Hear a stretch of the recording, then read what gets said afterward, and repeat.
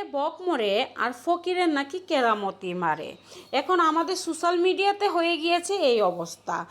ইকরা এবং আলভির বিবাহিত জীবন ছিল বৈধ, আর অপু বিশ্বাসের বিবাহিত জীবন ছিল অবৈধ। আমাদের ইসলাম ধর্ম অনুযায়ী এবং আমাদের বাংলাদেশ আইন অনুযায়ী অপু বিশ্বাস শাকিব খানের রক্ষিত এবং অবৈধ ছিল। এই অবৈধ সম্পর্ক এবং শাকিব খান মেনে নিতে বাধ্য হয়েছে, এবং অপু বিশ্বাস যদি দাবি করে যে সে 9 বছর শাকিব খানের সাথে সংসার করেছে, 9 বছরের সংসার থাকা অবধি কোনো মানুষ কি কোনো দিন তার বাড়িতে তার 9 বছরের সংসারে ফিরে না গিয়ে সে আলাদা একটা বাসায় উঠবে তার সন্তান নিয়ে, আবার 6 মাস পরে সে মিডিয়াতে চলে আসবে তার সন্তান নিয়ে? এইটাই হয়েছে বৈধ আর অবৈধ সম্পর্কের একটি মানে পাওয়ার। যেমন অবৈধ সম্পর্ক করেছে অপু বিশ্বাসের বাচ্চার পরিচয় দিচ্ছেন না শাকিব খান, তখন অপু বিশ্বাস মিডিয়াতে চলে এসেছে।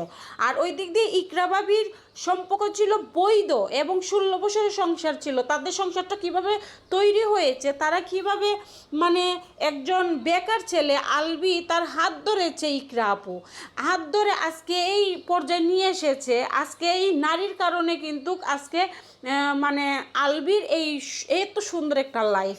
আমরা যখন একটা বৈধ রিলেশনের কে নিয়ে আফসোস করতেছি সোশ্যাল মিডিয়াতে, যখন আমরা বৈধ একটি সম্পর্ককে মানে ইকরা আপুর সংসারটাকে নষ্ট করে দিয়েছে একটা পরকীয়া, সেইখানে আমরা যখন এগুলি নিয়ে কথা বলতেছি, তখন এই অবৈধ বাহিনী, এই অবৈধ লিভ টুগেদার করে অবৈধ হিন্দু মহিলা, যে কিনা শাকিব খানের সাথে, খালি শাকিব খান না, শাকিব খান নিজে বলেছে এফডিসিতে নাকি অনেক অনেক নায়কদের সাথে সে অবৈধ রিলেশন করেছে। এখন দেখা গেল যে জাহেদ খানের পেটের বাচ্চা নিয়ে তো লাভ নাই, এর লাগি শাকিব খানেরটাই নিয়েছে।